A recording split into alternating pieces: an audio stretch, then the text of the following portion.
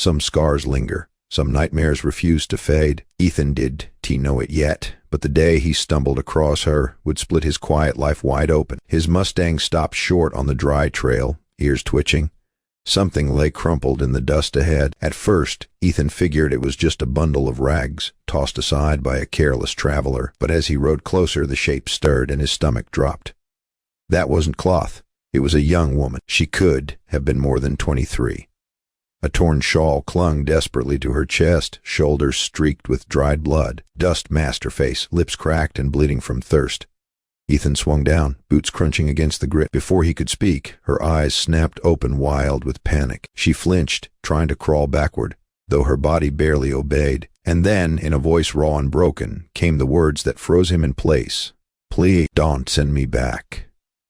Those 6 words hit harder than any bullet Ethan had ever taken. He had heard begging before, men pleading for money, mercy, life itself, but never this. Never a soul begging not to return. The wind rolled low across the empty plain. Whoever had left her here was gone, at least for now, but the way she trembled, clutching that ragged shawl like a shield, told Ethan one truth. The evil she had fled once, finished. He pulled his old coat from the saddle and draped it gently across her shoulders. She winced at the touch, but did T resist? Her gaze held him, wide and searching, as though she could.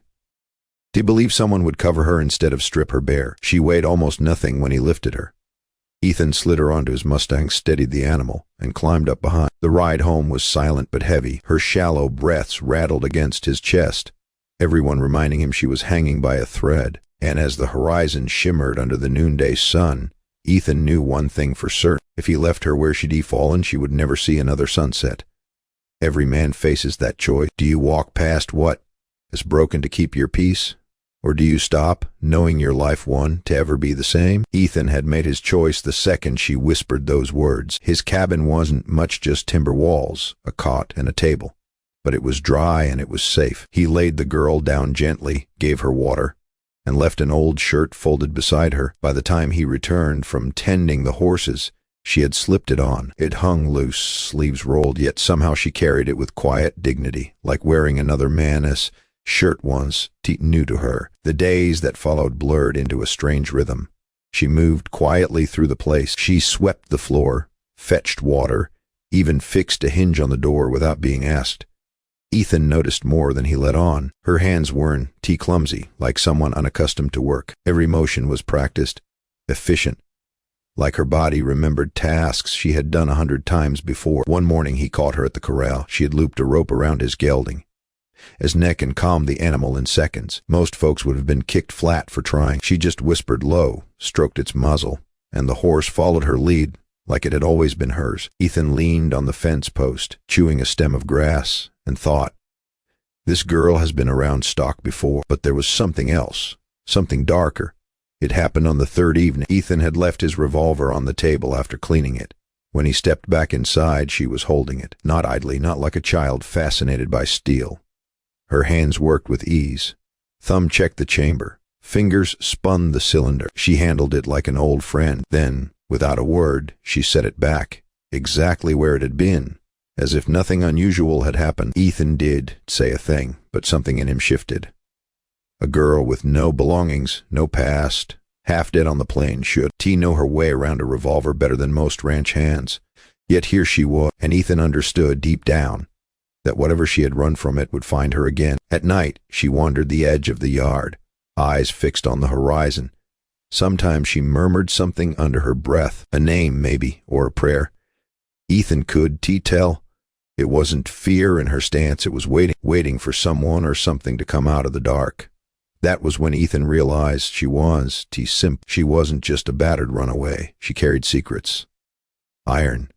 A shadow trailing close behind her. And if he thought the worst had already passed, he was wrong. The danger hadn't even arrived yet. Life around the cabin settled into a fragile rhythm.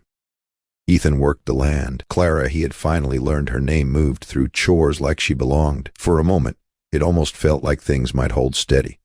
But peace never lasts long out here. It was a bright afternoon when the sound of hooves broke the calm.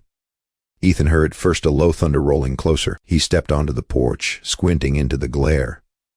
3 riders crested the ridge, dust rising behind them. Clara froze when she heard it too.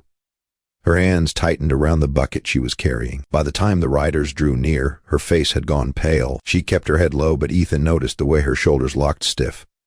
This one's fear of strangers.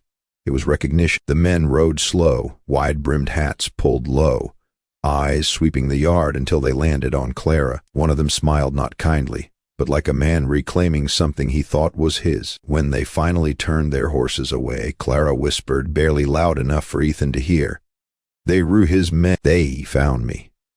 That night the cabin walls felt heavy with silence. Clara sat by the fire, shadows dancing across her face. Ethan kept his rifle near, listening, waiting. Finally her voice broke the quiet. "You should know who I was with," she said. She told him everything. About Rourke. A man who began with charm and promises, but rotted into something dark, a leader of thieves and killers. A man who turned cruelty into power. She had seen too much, and when she tried to leave, Rourke decided her life was worth sparing. He had beaten her, locked her down, and sworn she would never walk away alive. She escaped only on the night he was ready to end her. Her voice was steady, but her eyes burned with the memory. "He won. Stop," she whispered. "He'll hunt me down no matter who gets in his way." Ethan leaned back, letting her words settle. He wasn't shocked. He had known men like Rourke. What struck him was the steel in Clara's eyes. For someone who had been left broken on the plain, she carried the look of a survivor.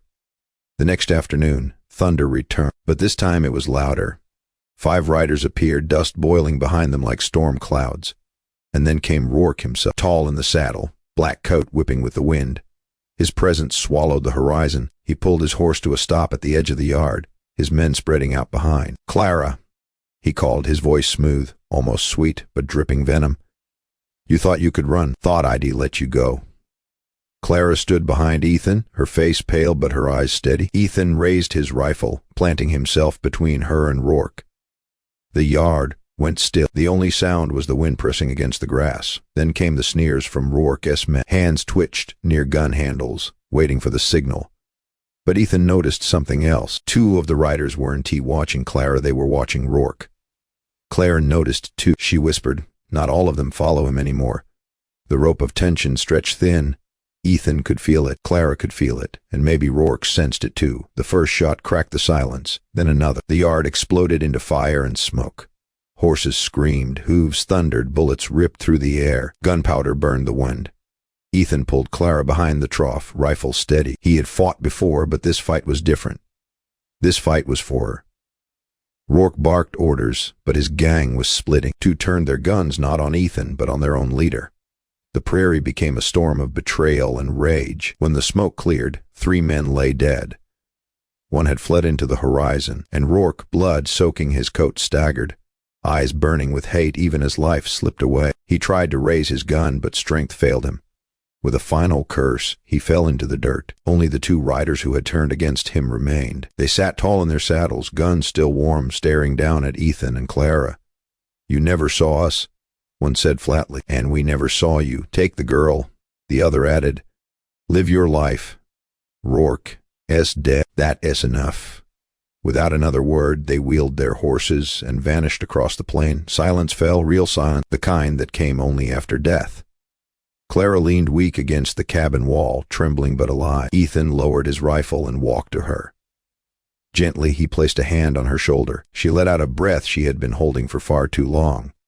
In the weeks that followed the cabin change, Clara worked beside Ethan, mending fences, feeding stock, planting seed. The fear in her eyes softened, replaced by something Ethan hadn't seen before. Hope. Under the endless western sky, scars remained. But so did second chances. So let me ask you this: if you were Ethan, would you have taken her in that day? And if you were Clara, could you have trusted again? Because out here, every scar tells another story. If this story stayed with you, give it a like. And if you want more tales of survival and redemption under the wild western sky, subscribe and ride along with us too. Out here, every scar tells another.